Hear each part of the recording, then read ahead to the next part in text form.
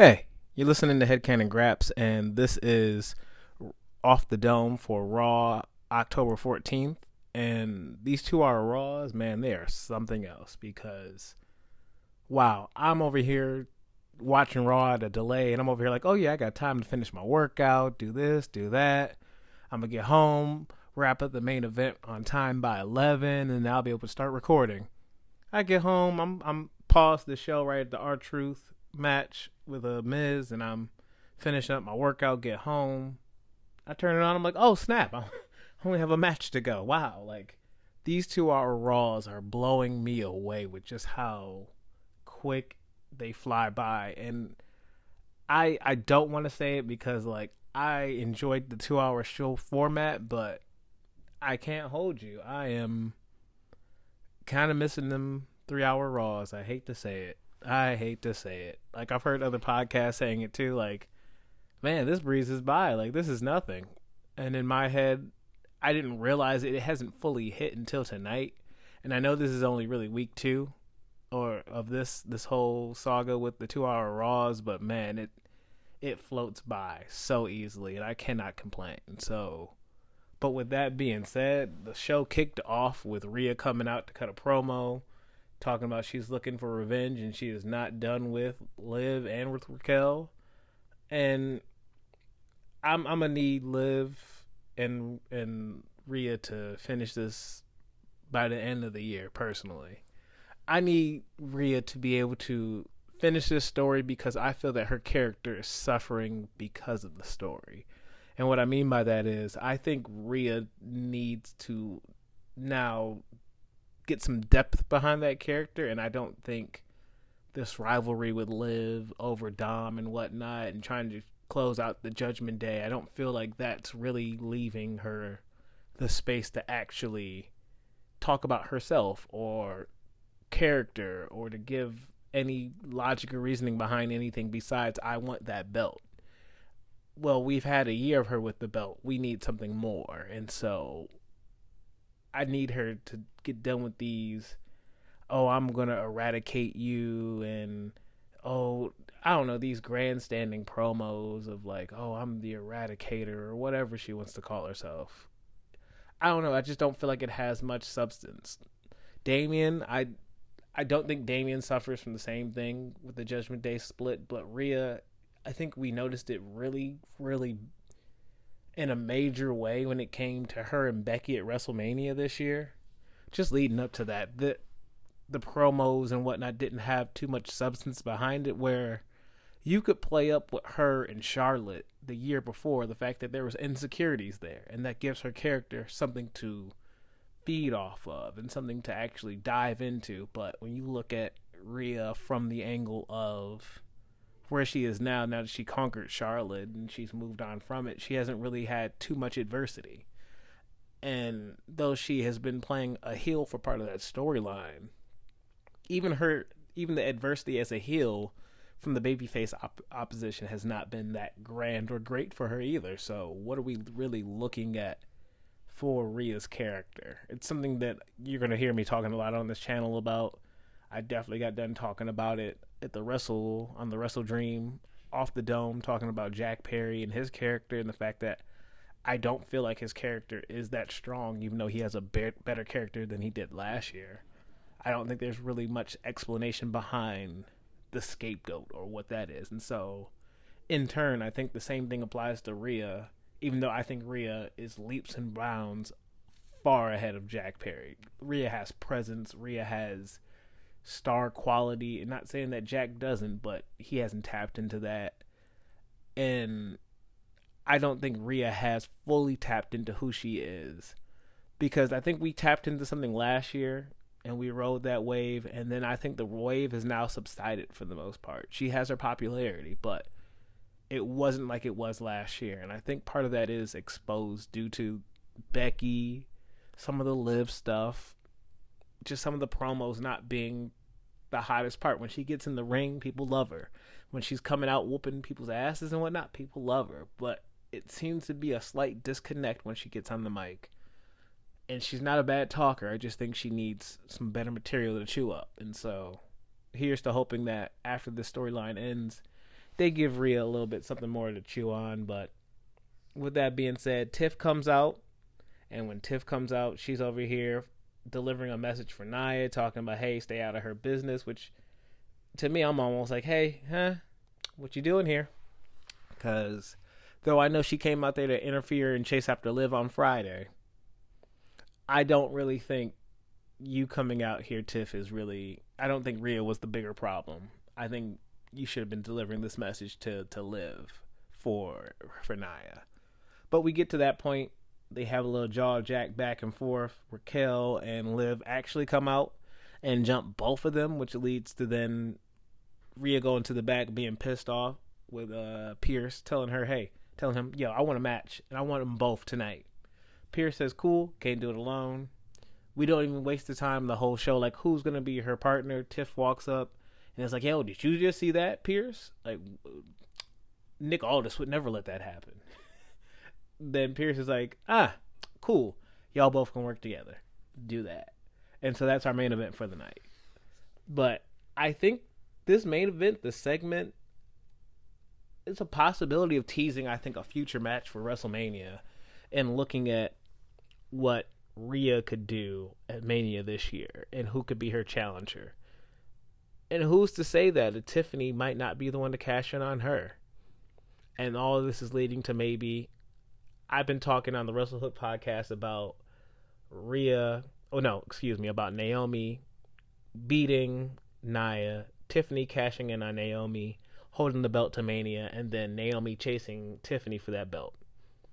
What if Tiffany really does leave the show and go to Raw and cash in on either Liv or Rhea that beats Liv? And so the goal is, okay, Rhea gets the belt back from Liv, but then how do you keep it interesting for Rhea to Mania? Well, Rhea has to take a little detour. She loses to Tiff, but then she has to go to the side, build herself back up, not through the Rumble, but through the Chamber instead. Wins the Chamber and goes to Mania, then to face the champion Tiff on Raw for the Women's World Heavyweight Championship. I could see that being a different route, and it's a play on 05 Batista, when Batista wins the Royal Rumble, and then Triple H is trying to push Batista to go to SmackDown to face JBL. Well, Nia's been pushing now, as of late, Tiffany to go to Raw to cash in on Liv. So what if, instead of that being like a red herring and she ends up turning on Nia, what if Tiff genuinely is like, yo, I am going to do that, and I actually follow your advice, and she actually does cash in? I could see it being a way of spreading the love, spreading the wealth, and also just shaking up the SmackDown roster, because maybe you get a couple returns and a new debut on SmackDown to lengthen out that division for losing Tiffany. Who knows? I don't know. But because I could also see Lyra getting transferred in a trade for Tiffany to Raw, from Raw to SmackDown. And so that's that little, you get a NXT person on both shows, but now Tiff has done her work in growing on SmackDown. They moved her to Raw, just like John Cena did back in the day. They built John Cena on SmackDown, then moved him to Raw full-time when he got the championship. I could see them then taking Lyra to go move to SmackDown quietly and build her up, so that way she can become a bigger talent over there as well. Who knows? But with that being said, we're moving on. We got tag champions. We got Jade and Bianca versus Damage Control. Jade and Bianca end up winning this match, though, thanks to a little interference with Lash and Jackson out in the front row, interfering with Io Sky, giving her a stiff forearm, her rolling into the ring, and then taking this beautiful elevated suplex into, transferring that suplex into, never even hitting the suplex, but just transferring that into the KOD spot, and then hitting the KOD. Bianca Belair, they said it at the start of the match that she is one of the GOATs, and though I think that might be slightly soon to throw that moniker on her, she is definitely an MVP. She is a veteran of the division at this point. She has been one of the top stars, and she is definitely Mrs. WrestleMania, in my opinion. Like, she has had the best track record at Mania next to Charlotte of women's matches, and to me, she has a bigger stretch of better matches than Charlotte does. So I don't know. We'll see where Bianca's future lies. We'll see where they lie with the belt. They retain them. Do we get to Bianca and Jade at Mania? Do we break them up this year? Or do we keep the belts on them? Or do we take the belts off of them and still have them go their own separate ways and we still don't break them up? I don't know yet. So I'm very curious to see what they do with her. Because Jade's been progressing as well. And I like Jade's progression. And I want to see what a one-on-one match looks like between Jade and Bianca. Like, I feel like that can be big box office if booked right and if put into the right position. So I really, really want to see what and where they go with their tag title reign, because Damage Control being one of the best teams they've built up, I can see them coming back in the end after fighting back and getting some wins to beat Jade and Bianca down the line, but I just don't think now is the time for that match, especially with the energy and just aura of Jade and Bianca. Like Jade talking about, yeah, we won the belts back. You think we about to let them go after we just got them back? Nah, like I love their energy. I don't know, they've come off like superstars, and I love that about them. So I hope they keep doing what they're doing with them, and I hope to see more from them in the future, honestly. Same with Damage Control. They're a great babyface tag team, and I just want to see more with them as well. Finn's in the back. He can't get a rematch, but he gets notice of a tag team tournament that's about to start for the number one contendership, which he shrugs and says, I don't care. But homie's a little pissed off and takes off to think about it the rest of the Judgment Day. They reflect and say, hey, yo, we can at least focus on keeping our titles, clink their titles together. And then Finn's still hunting for that Priest rematch, and Priest seems to still be looking for another shot at Finn again too. So it looks like they're both not going to be done with each other just yet. So we get American Made with a promo in the back, and his group's calling out people all on the roster and talking about opportunity. And I'm gonna just get to it now. The tag team tournament that they're building up for these number one contendership spots. I think the War Raiders, spoiler alert, they're coming up in the show a little bit later. I think they're going to be the ones to win the tournament. But my close second is definitely American Made, and I do believe the finals of the tournament is going to come down to American Made versus the War Raiders. And I truly do believe that's going to be like a tag team making match for both teams on Raw.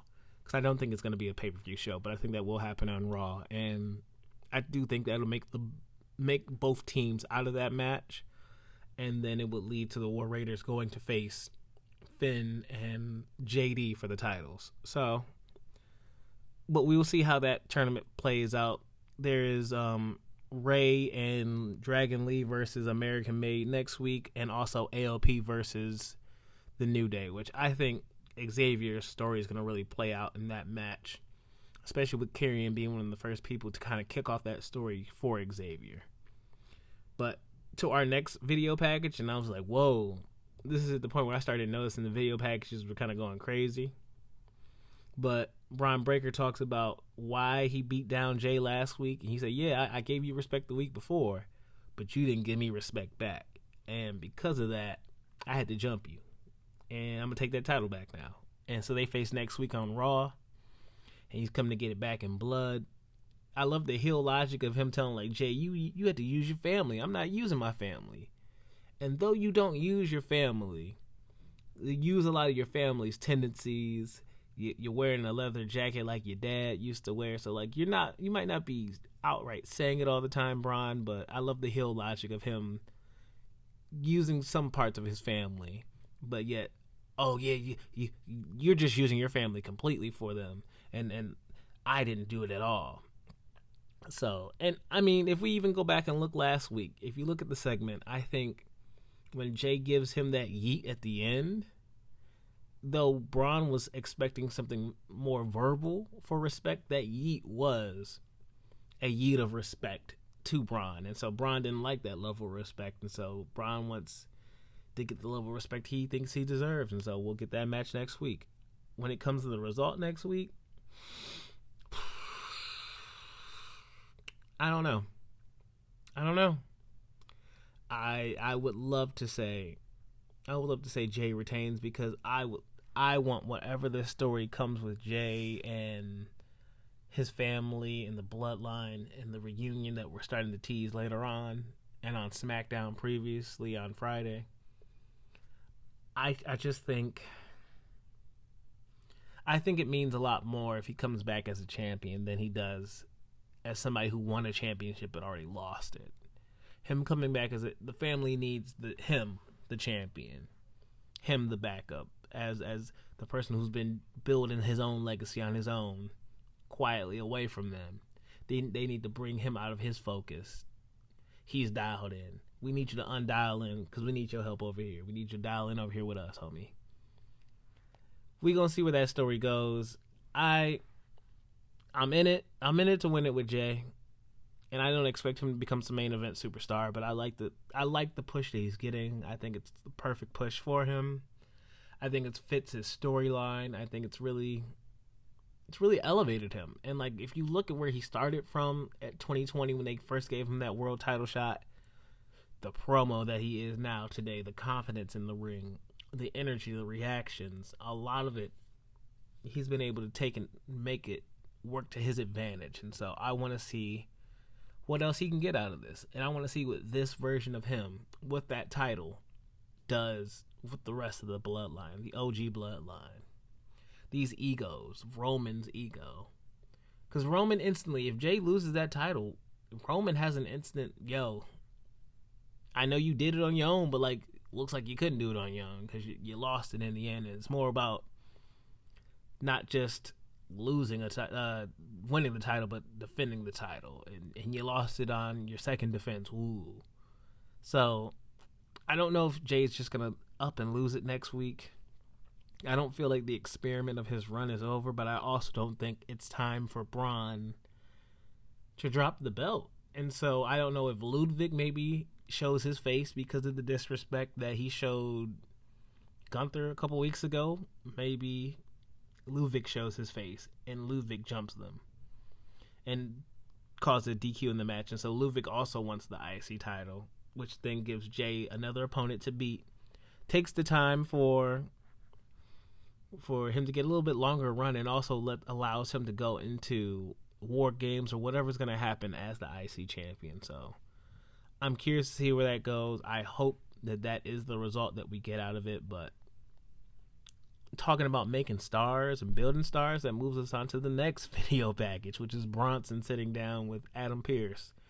And he just said, yo, look, I am here because I want to be a star, and I'm not just going to work with you just to work with you. You didn't listen to me before. I wanted opportunities. I've done all this to make opportunities for myself, and now all I want is to capitalize on that. I want a match with Seth Rollins to show you, Adam Pearce, that I'm a main event superstar and deserve to be pushed like a main event superstar. So we'll see, because later in the night, Pearce goes talks to Rollins. Rollins says, yo, I want the match too, but I'm going to need you to get to it. And I guess Pearce is going to think about it. Don't really know what there's to think about when both men are agreeing to the match. Pearce tries to bring up injuries and the fact that Seth's not ready, but Seth himself, who is cleared, is saying, yo, I'm ready to go. I've got this. And we both know that, hey, he's trying to make a name off of me, just like we used to do that. I mean, literally, you can go back to 2014, 10 years ago. Seth is literally trying to make a name off of Cena, trying to make a name off of Dean and Roman and everybody else that came into orbit in contact with him, while using the Authority's name to do it.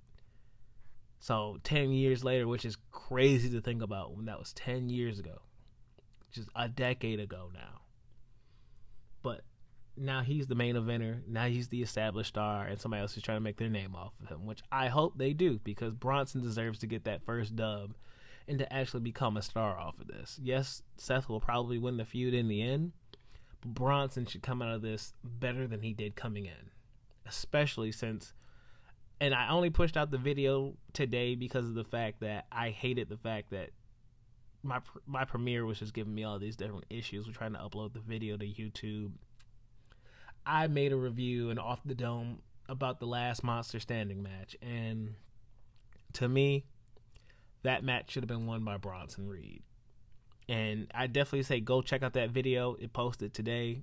It's definitely working now. So please give that video a look. I love the thumbnail.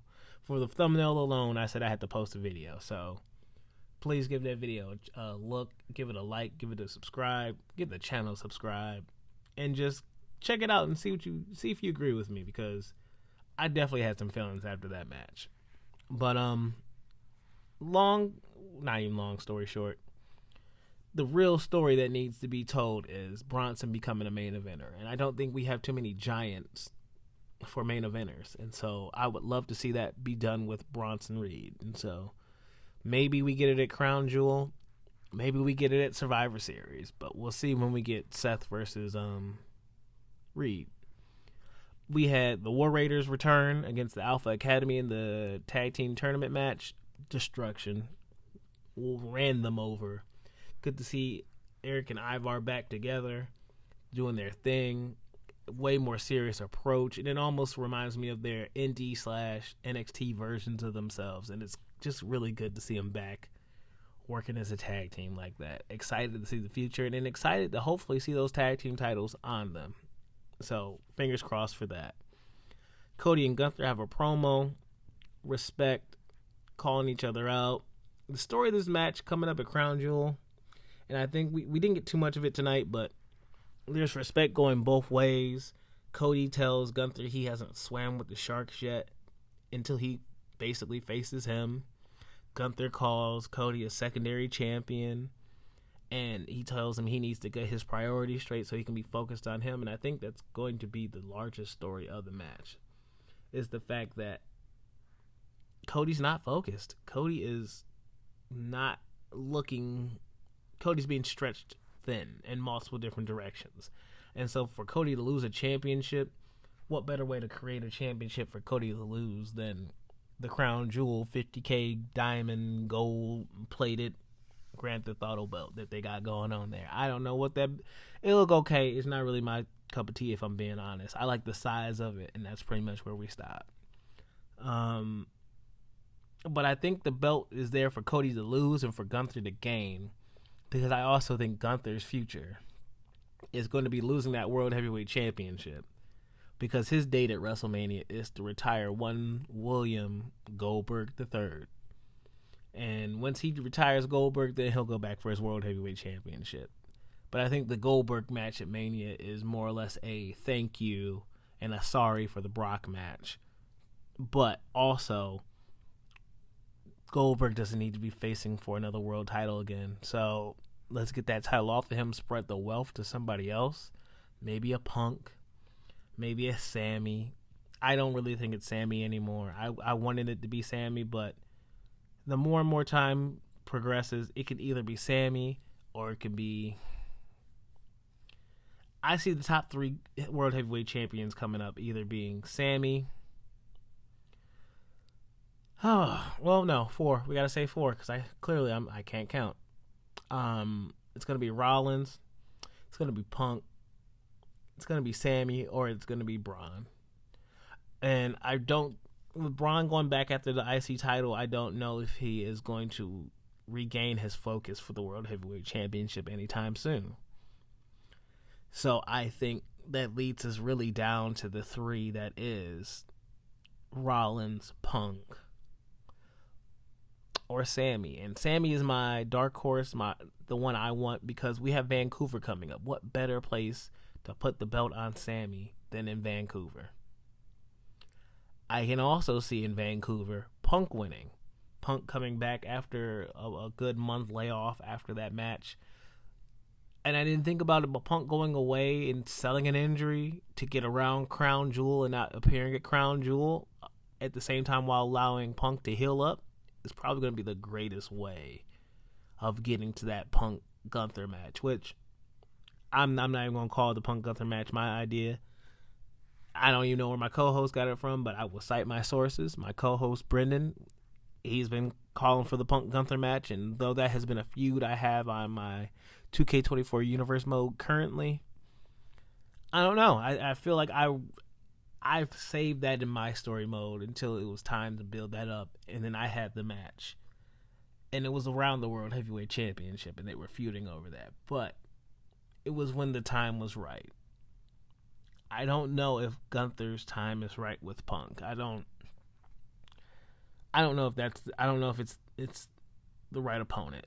I think the match could be really good, and I think Gunther could give Punk his best singles match with no stipulation in a few years, but I don't know. I don't know. I struggle with Punk and Gunther. I just don't want Punk to get injured again. And yeah, that could be me not having good faith in Punk, but life happens, and I understand that, and I think Punk understands that. And I don't know. I think the story is really built there for Sammy, but I also think the way they extinguished Sammy out last Monday Night Raw, and the way he lost to Gunther, I don't know if there is really a story for that. But I also could see them downplaying it just to get around Crown Jewel in this match, to then bring it back for that one last time next week. I mean, not next week, but at Survivor Series at the next show. So let's see where we go with this. But Kofi versus Bron. Kofi puts up a good effort, but Bron is just running him down. After the match, Bron's attacking Kofi. Xavier comes out to save Kofi. Woods gets beaten down. And just like Kofi said, Jey came out to save them both. Ends off with a super kick to keep Bron down and to keep the New Day safe. And as Joe Tessitore said, a statement yeet. And I think that's the thing that Bron didn't get earlier. There's different kind of yeets. You got a statement yeet, as Tessitore said, where he's making a statement at the end of the yeet. You got an acknowledgement yeet, where he's saying, yeah, we good. You was a good dog in the ring. Yeah, dogs is barking here in this city too. Yeet, giving his acknowledgement to Bron. I don't think Bron saw it as a respect, though, like I said earlier. So, but you got to always check out those yeets, because every yeet means something different. It's not the same thing. The Terror Twins are backstage, though. Rhea's talking with Priest. Priest is over here like, you need help. Rhea's like, nah, I'm good. You should be going after what we talked about.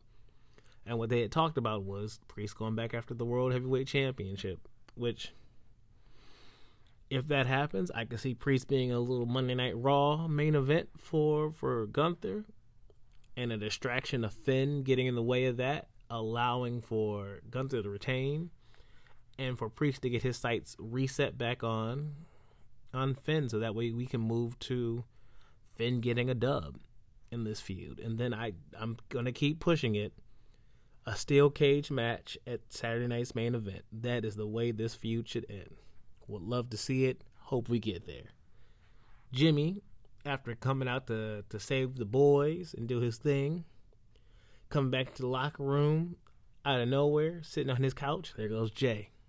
Ooh, not Jey. There goes Jimmy. Ooh, big tough. Off the dome, folks. But Jey runs into Jimmy. Jimmy wants to talk to him. Jey doesn't even say a word, turns around, instantly takes off. Miz, R-Truth, we get that as the next match. Miz gets instantly rolled up by R-Truth after the Final Testament come out to play distraction, but for R-Truth, I guess. But like, they're really here to talk to the Miz and be like, yeah, this is enough.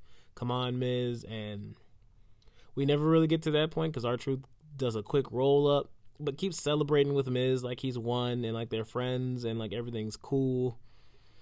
And like I said before, this is just, I'm good on the R-Truth stuff. My own personal stuff. I'm good on the R-Truth business. It's not comedy or entertainment for me at all. Jimmy finds Jey in the back again. Jey is like, what'd I tell you? I said no. Which, Jey, you actually didn't say anything. But Jey said no. Jey don't even want to talk. Jey don't even want to hear him out. So I think this is going to be the build-up. And I could see Sammy playing at one point the voice of reason to help Jey listen to Jimmy and the others.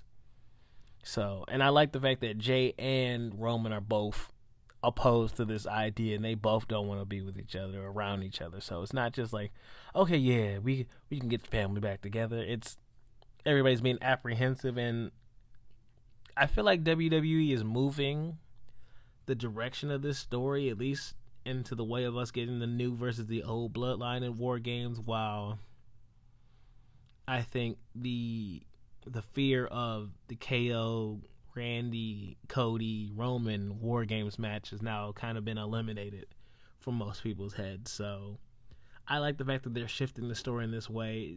It seems a little expedient, but we'll see how it goes, because it's not for sure that that's where we're going with this, that it's going to end up in War Games, but that is the predictable route. That leads us to the main event with Tiff and Rhea versus Raquel and Liv, and match ends in a DQ when Nia comes out to attack Rhea while Rhea is attacking Raquel. Breaks down into a smosh and whatnot. This match made me start thinking about things. Is the match at Mania really Tiffany and Rhea?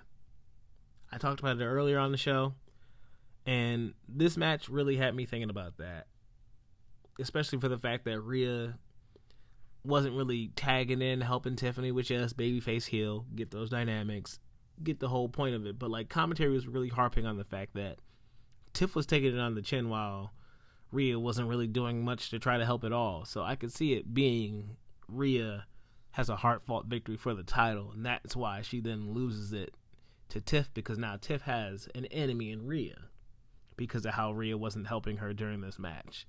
Now, they were able to get together and have some cohesion at different points during the match towards the end, but at the end, they weren't really friends. And I can see by Mania, we have Liv versus Raquel, with Raquel becoming the bigger babyface out of it, i.e. her and Dakota Kai NXT. And I can see Tiff cashing in on Rhea, honestly, by Mania. And then I can see, if we're going to keep it how it is now, keep Nia strong all the way to Mania and just have Nia versus Naomi and let Naomi take the belt off of Nia there. Boom. Make Naomi a star off of that. And then if you need to have Charlotte in a match with somebody else, do that. But Charlotte doesn't need to be in a title. Charlotte doesn't need to cash in her Charlotte in the Bank. We good on that. We're smooth on that. Charlotte, do your own thing. We all gonna do our own thing. Go make a star. Go make a star on Mania. Go make a star with Lyra. Go make a star with somebody else on the roster. And give them their star-defining performance like a Shawn Michaels would with a Kurt or a Jericho or a McMahon or an Undertaker or a Flair. Be Shawn Michaels at WrestleMania. Or do that.